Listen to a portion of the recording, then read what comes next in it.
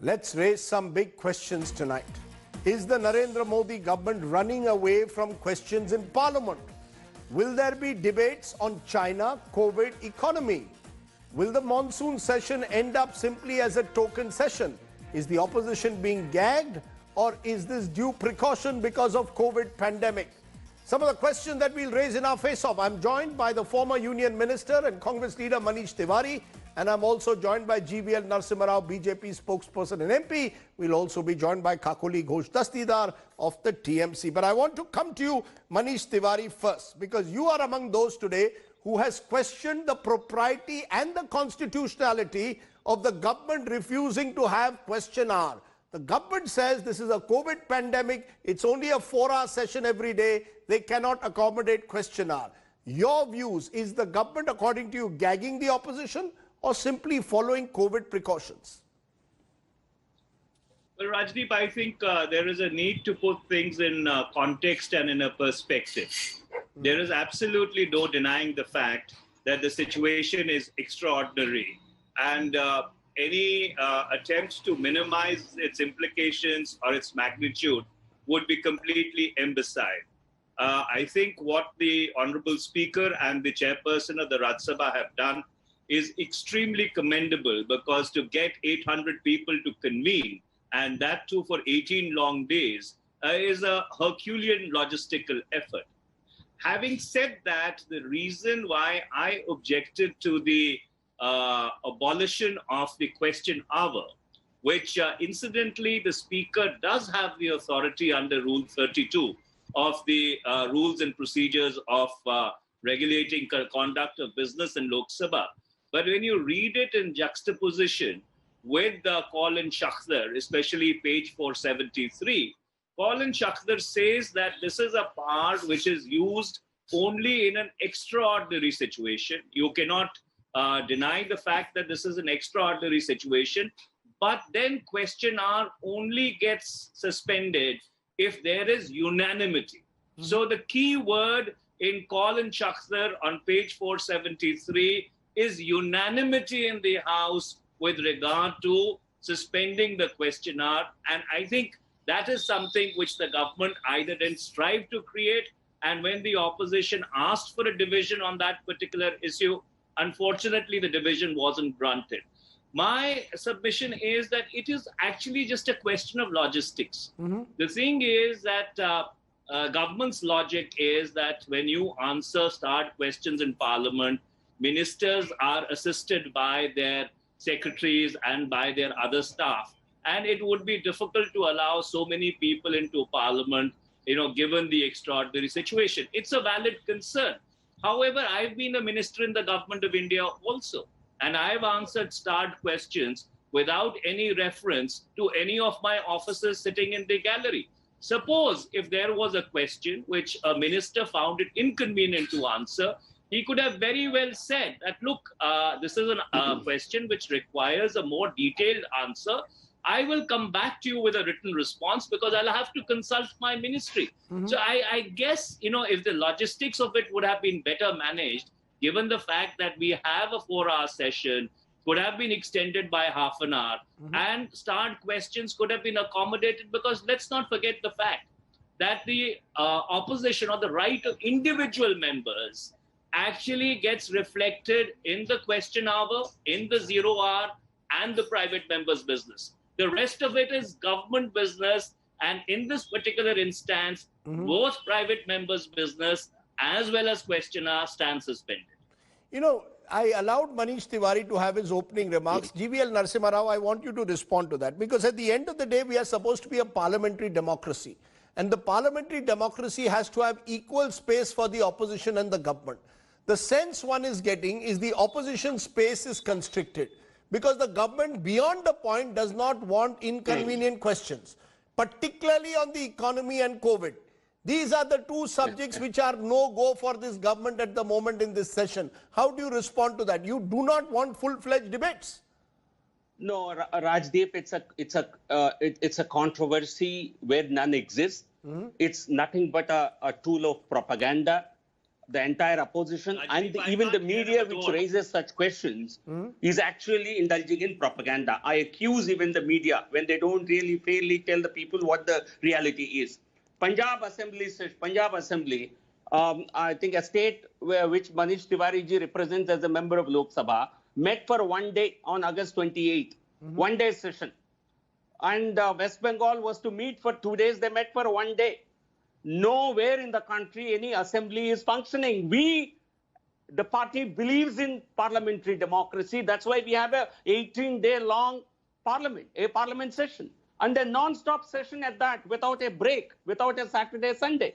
Because we have to, and it's not just questions. There are 23 bills that have been that are pending, that have been introduced, that will be taken up for debate in Parliament, and out of which 11 are ordinances. There will be a discussion on all the topics that you mentioned. There is an epidemic diseases ordinance, which will be epidemic diseases amendment bill, which is coming up, which will have 2 to 3 years of time allotted for this. There is a supplementary demands for grants, which will be taken up for at least 2 to 3 hours. Right. Every bill in many state assemblies, bills are being rushed through in a single day. We have commitment for parliamentary democracy, and we are even answering all the questions. Written answers are being supplied. I'm going to come to those. You have discussed some of those. I'm going to come to some of those questions. Therefore, I think it's very unfair of the opposition, unfair of the media to really point out these questions when no controversy exists. Also, look at the record.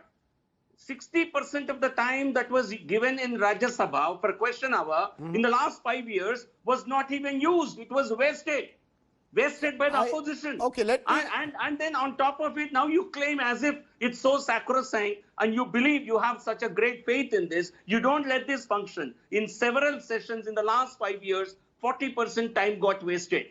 So please understand, the government, as Manishji acknowledges, this session is happening at a time when there is, when we are all confronted with a major epidemic challenge. And with all we should really appreciate the fact that we are having nearly a full-fledged session for 18 sittings. And we are all, I think, taking all precautions. We are doing our parliamentary duty. So therefore, I've given you also, I've given you equal time, sir. I've given you equal time. Both of you have made your preliminary remarks. Let Manish Tiwari respond. Manish Tiwari, is this a storm in a teacup? The government says at the end of the day, extraordinary times call for extraordinary measures. In your home state of Punjab, there's been only a one-day session. Bengal, where the Trinamool Congress is making such a ruckus, there's only been a one-day session.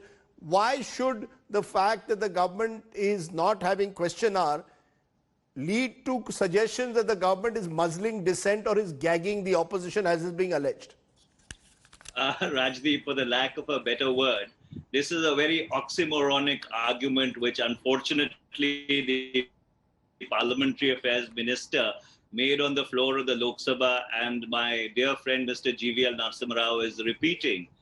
Is Parliament supposed to emulate assemblies, or should it be the other way around? So while he's right that Punjab did have a one-day session, or West Bengal curtailed its session by one day, let me also point out that Telangana had a session with a full-fledged question hour. And so therefore, there will be many other assemblies which also would have had sessions or will have sessions with full-fledged question hours. And this is not an argument which is either here or there. And number two, coming to wastage of time, unfortunately, Mr. GVL Narasimha Rao's memory stops at 2014 and doesn't extend beyond that. Right. If I were to remind him how between 2009 and 2014, session after session of Parliament was washed out by an obdurate opposition, I think possibly it will do them no credit who are trying to be custodians of parliamentary democracy today. As I pointed out, it was a logistical issue. Yes. If the government was serious, if the government had intent to answer questions, it is something which could have been very easily managed. As I pointed out, let me stop you for a moment to get your. Let me get your audio. Let me get your audio corrected a bit while we speak. But I want to turn to, therefore, another element. Since we are talking about questions, I have with me, therefore, GVL Narasimha Rao, something that should concern us all. one of the things that happened between the last session that ended in March and now in September was the walk of the migrants that we are playing. Today, one of the MPs asked a question on an unstarred question on migrant workers returning to hometowns and asked whether the government was aware that a number of migrant workers lost their lives during their return to the hometown, whether the government has provided any compensation to the victim's family, whether the government has done any assessment of the job loss to the migrant workers. In each of these things, the government says no such data is maintained. Question does not arise, no such data is maintained. This is the worry. You see, if there was a full-fledged debate, then these issues could be addressed. If you reduce it to an unstarred question where you have a blind one line saying no such data available, what is the message the government is sending? That you don't want to discuss the migrant workers' crisis. You don't want to discuss the crisis of job loss. No, Rajdeep, the problem is, I think in question hour, you don't have a discussion. In a question hour, you will also get a reply like this, even in a starred question. But there are two supplementaries which are allowed to the member who raises the question.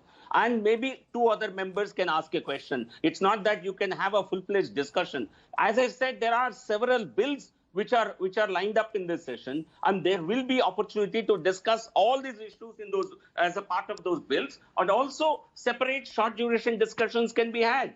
And as I said, see, it's not the government has not given any data. You're being partial with the truth. Government has said how many, first part of the question was, what are the number of people who have returned? Some data has been, whatever data is available with the government, which has been compiled from the state, has been made available. You have why don't you read it and then tell the truth to the viewers? But where question of number of deaths, it's certainly, there are some incidents that have happened, we know, but how many such incidents happened, where these incidents have happened, certainly this information is likely to be in the domain of the states. I think I find one tendency all of a sudden that everything has to be done by Narendra Modi. Only Modi ji is responsible for anything that happens anywhere in the country because we think it's a soft target. We can really pick and choose this as a target. I think it's every central government has given crores of rupees, thousands of crores of rupees to the people, to the state governments to look after migrants. A lot of money was given under the Disaster Management Act only to look after the migrants, the concerns of the migrants. A lot of money has been given also under the Building and Construction Workers Fund only to look after migrants. Central government does not give money directly to the migrant workers. And also this same question that you refer to talks about how many trains have been arranged, how many people have been transported back to their states. So a lot of information is given. So it will not be, you will be really untruthful if you say nothing is being given through the question hour. I think that's a very unfair statement to make. My limited point is this is an issue that requires an urgent debate. The issue of job loss, the issue of migrant workers, the issue of rehabilitating them. When today you say that these can only be unstarred questions, obviously as an MP, I can't ask counter questions. There can't be a wider debate. Please appreciate what I'm saying. There are questions whether the government should have kept a data bank of this in the first place. I'm saying this is a time when these issues need to be put before the people of the country. Forget questions. You can have You can have a debate on 72 hours. We are going to work for 72 hours. What are we going to debate? We are not going to debate issues which are not important before the country. In 72 hours, if the opposition lets it function, which I hope they will, and certainly you will have ample time to discuss all these issues. I'll get Let me get Manish Tiwari also on this, but before that, I have also been joined at this moment by Kakoli Ghosh Dastidar of the Trinamool Congress. May I just come and please go ahead. Please go ahead, Manish. Please go ahead. I was listening to my friend Mr. GVL Narasimha Rao, and I was getting a little amused when he says that Prime Minister Narendra Modi is being used as a punching bag. Last I recall, Prime Minister Narendra Modi is still the Prime Minister of India. And in a parliamentary democracy, the buck stops with the Prime Minister. So therefore, if there are challenges facing this country with regard to the border situation with China, with regard to the mismanagement of COVID, with regard to the state of the economy, the Prime Minister obviously is responsible, his government is responsible, and he and his ministers are accountable to Parliament. And number two, on a wider note, let me just add, once I had asked a question in Parliament that do you get better replies out of a right to information process than the information provided to Parliament? And the reason why I asked that question, Rajdeep, is because the information provided through the unstarred process is so tardy, and there is absolutely complete non-application of mind that if you ask the same question in a right to information process and the same question through the unstarred process, you will get a better answer in the right to information process. That's exactly the response I wanted from you, GBL. Here is the Minister of Labour and Employment being asked in the country whether the government has provided any compensation to the victims' families, whether the government is aware of the number of migrant workers who have lost their lives during the return of hometown, and many NGOs have been compiling these lists, I can tell you, whether the government has done any assessment of the job loss. What does the government say? No such data is mentioned. Question does not arise. No such data. Should the government of this country not tell the country? Are these not issues that need much more than a staccato one line? When migrants have lost their lives, is that what you're saying? That's my problem. No, what's the point in having staccato one lines? That's not your problem. Your problem is you want to attack the central government. No, you want to attack. You want to. No. You don't want to have a fair. You don't want to make a fair. You don't think the country needs to know about migrant workers and job losses, sir? Tiwari, are we answerable for everything? Health is a state subject. Implementation has to be done by the states. Migrants have to be dealt with by the states. So do you think they have no responsibility? You want to target only the central government? You want to use it as a punching bag? You're right, you're using it. This government has done what we have done. Have you ever mentioned? We have increased the Manrega allocations by 40,000 crores. Yes. We have launched the Prime Minister Garib Kalyan Abhiyan. We are covering 116 districts where more than 50 lakh mandates are being generated every day. The government is doing without any concern. I think, come on. I think you can't run away. The media cannot blind itself to asking questions to Mamata Banerjee. Media cannot blind itself to asking questions to Amrinder Singh. You see, central government cannot answer if the Mamata Banerjee government is insensitive. If they do not allow special trains for migrants, how do you blame the central government? Let me play those images, because those images, you've made your point. You're saying you're making the center a punching bag. It's a blind eye. Kakoli Ghosh Dastidar, respond to what you're hearing. The government is saying, look, particularly on the migrant issue, for example, where the answer today has been given saying no such data is maintained. They say this data should be maintained by the states. Earlier, before you joined us, GBL Narasimha Rao said it's all very well to blame the center for gagging the opposition. In Bengal, how many days did you have a session? Just for 1 day. 1 day session, Kakoli Ghosh Dastidar, the TMC had in Bengal. Who are you to take the moral high ground and target the Modi government? He should be quite aware of the parliamentary system of proceedings. The Bengal session is a special session. This is a regular monsoon session. And in a regular session, the opposition has every right to question the government, to point out the follies, and no, you haven't had a monsoon session in Bengal, ma'am. You haven't had a regular monsoon session in Parliament. If I am a Bengali... Ma'am, if I'm a citizen in Bengal, my question...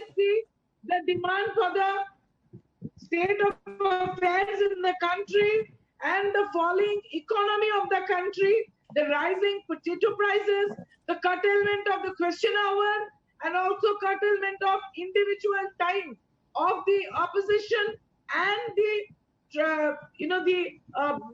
government side members. They are impinging on the democratic right of the members. So ma'am, you're saying, ma'am, Kakoli Ghosh Dastidar, what you're saying about Delhi could be also held true of Calcutta. Attention of media from this. They are trying to bring up topics which are irrelevant. Okay, let me for a moment move on to Manish Tiwari. Yes, Mr. Tiwari, you wanted to make a point, because according to GBL Narasimha Rao, whether I raise this issue of why migrant workers' data is not provided, or whether I raise the issue of a truncated questionnaire, he says this is making the government a punching bag, that the government of the day is being held responsible for whatever has gone wrong in the last 6 months, and the government cannot be, center alone cannot be held responsible. Questions should be asked to state governments on issues like migrants. Rajdeep, unfortunately, my friend Mr. GBL Narasimha Rao seems to have run out of arguments, and that's why he's frothing at the mouth. If the NDA BJP government had so much of faith in federalism, the first thing that the Prime Minister would not have done is announced a nationwide lockdown without consulting the states at a 4-day notice. Let us go back to what the Prime Minister said. He says the Mahabharat war was won in 18 days. The war against COVID will be won in 21 days. But when they realized... No, he said, sir, let me be fair to Prime Minister Modi. He said, we hope to win this war in 21 days. Well, all right, fine. I stand corrected. But when they realized that this entire lockdown is proving to be a complete failure, you had epidemiologists who morphed into economists and economists who morphed into epidemiologists. You know, latter could not flatten the curve, but the former flattened the economy. Then a very clever attempt was made to shift the blame onto the states. But the fact is that the government of India did nothing from the 30th of January till the 23rd of March, 30th of January 2020, when the first case was discovered in India, and the 23rd of March, when the Janata curfew was put in place. And Rajdeep, remember, when the Janata curfew was put in place, there were 381 cases in India with 7 deaths. There are over 45 lakh cases today, and many thousand people have died. Who is responsible for that? Is it not the responsibility of the opposition to hold the government accountable? If they want to hold the state governments accountable, yes, where they are in opposition or where they have a presence, they should hold those governments also accountable. But that does not in any case mitigate their responsibility or mitigate the responsibility of the opposition in order to hold the government of India responsible. Okay, before I come to you, GVL, GVL, I will let you respond. GVL, I will let you respond. I am first playing out what the Prime Minister said on the COVID question. Let's listen into the Prime Minister and then you can respond. This is what the Prime Minister said today on the COVID question. Listen in. Corona से बनी जो परिस्थिति है उसमें जिन सतर्कताओं के विषय में सूचित किया गया है उन सतर्कताओं का पालन हम सबको करना ही करना है और ये भी साफ है जब तक दवाई नहीं तब तक कोई ढिलाई नहीं। हम चाहें कि बहुत ही जल्द से जल्द दुनिया के किसी भी कोने से वैक्सीन उपलब्ध हो, हमारे वैज्ञानिक जल्द से जल्द सफल हो और दुनिया में हर किसी को इस संकट में से बाहर निकालने में हम कामयाब हो। GVL, now respond. You see, the Prime Minister says until we have a vaccine, the situation will remain tough, and one appreciates that. But the fact is, therefore, the concerns that people have, some of which Manish Tiwari just raised, about the rising number of cases, and we'll have a story soon about the fact hospitals are running out of oxygen. Are these not questions that our members of parliament should be addressing? If I'm a taxpayer, why should I pay for you going to parliament if you're not going to take up these issues of critical concern and be transparent about them instead of just giving me these one-line answers that the Ministry of Labour and Employment today gave on job losses and on migrants who returned home, sir? Rajdeep, I think you are repeating that point, which is very irrelevant, because always replies are given in this form only. That's my problem. Even the verbal answers will not be more than 2 to 3 minutes. Don't expect a 20-minute reply to any start question. On a given day, there are 20 questions. Debate. 20 questions. There will be a full-fledged debate. Why should there not be a full-fledged one-day debate? Let me make this statement. Yes. We have done exceptionally well. The lockdown saved millions of lives in this country.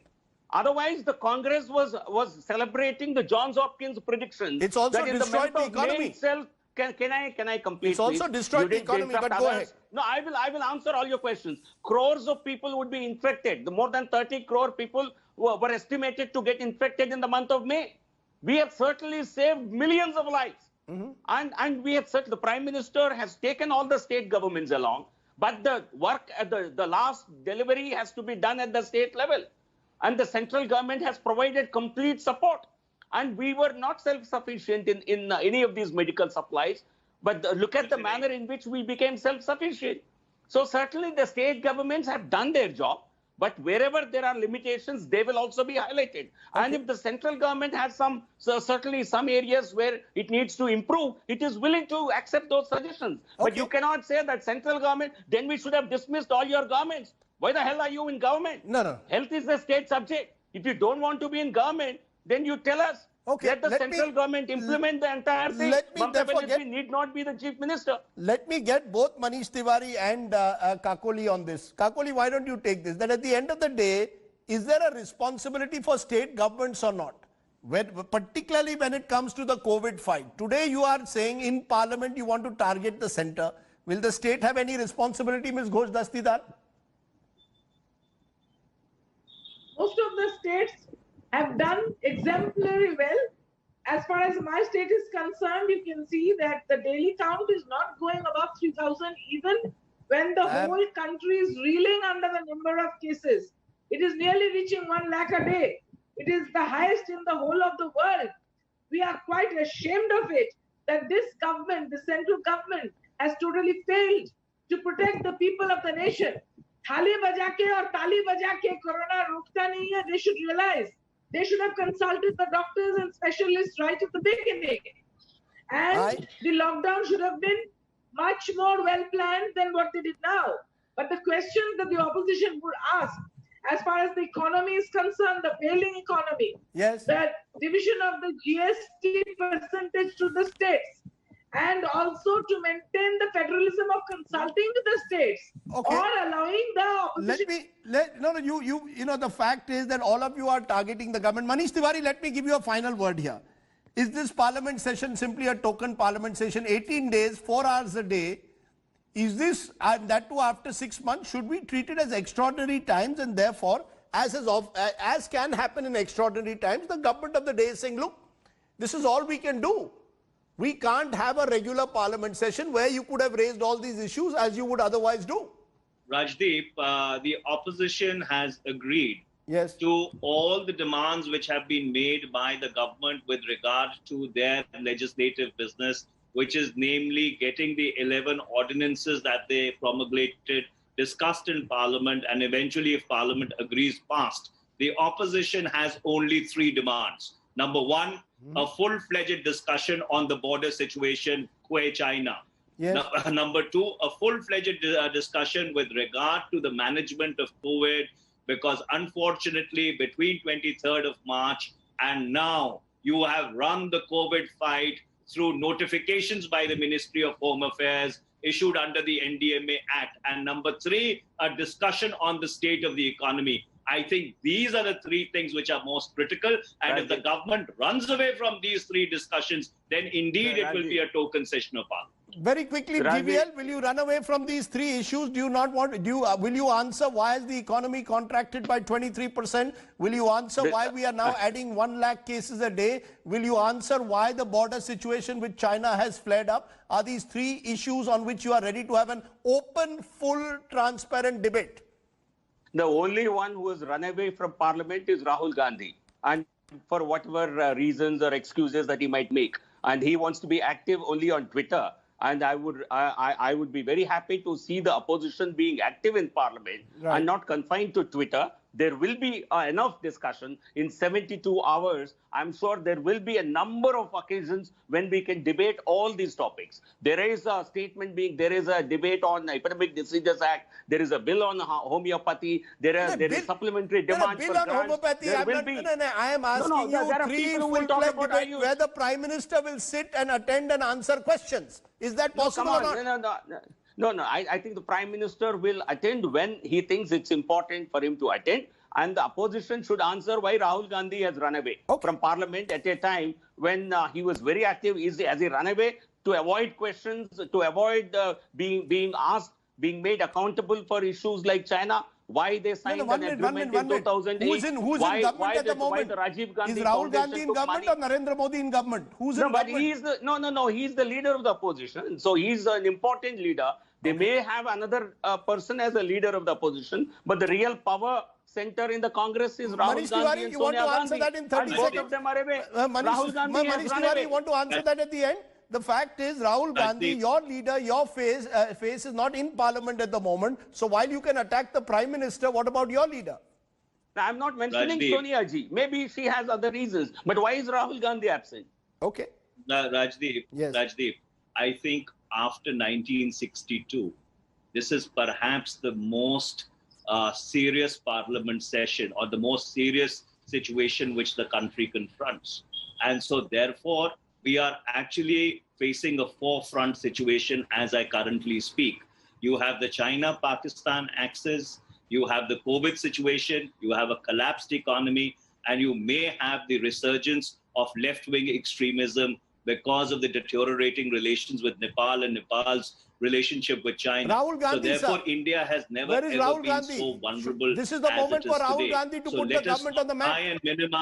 Let us not try and minimize the gravity of the situation, and let us not tilt at windmills. I do hope that given the situation, the Prime Minister will not only direct his Parliamentary Affairs Minister to proceed to these three discussions, but also attend these three discussions and give it the time. Will Rahul Gandhi attend? Will Rahul Gandhi also attend, Mr. Tiwari? Sorry, come back. Will Rahul Gandhi also attend or not? It's one thing to say Prime Minister must answer. Will Rahul Gandhi attend and ask the questions? Well, Mr. Gandhi, has travelled with the Congress president. I think he would be back, and he would definitely attend Parliament. Okay. At times, you have a situation whereby you are compelled to take certain decisions. I do not think that the decision to miss Parliament was really voluntary by any circumstances. But as I earlier said, this is not about individuals. This is about India, and India has never been as vulnerable as it is today.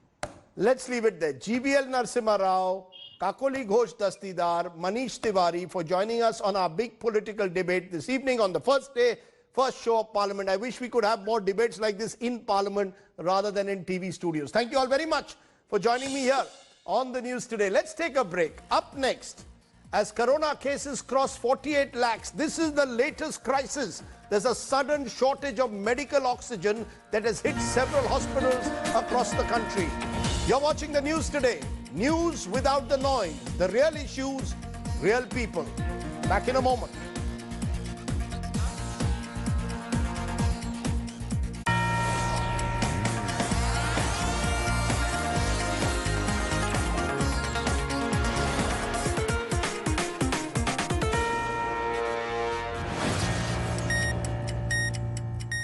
Hi everyone, Preeti Chaudhary here. Hope you like this video. For latest news and analysis, like and subscribe to the India Today YouTube channel. And don't forget to press the bell icon to stay updated. Thank you for watching.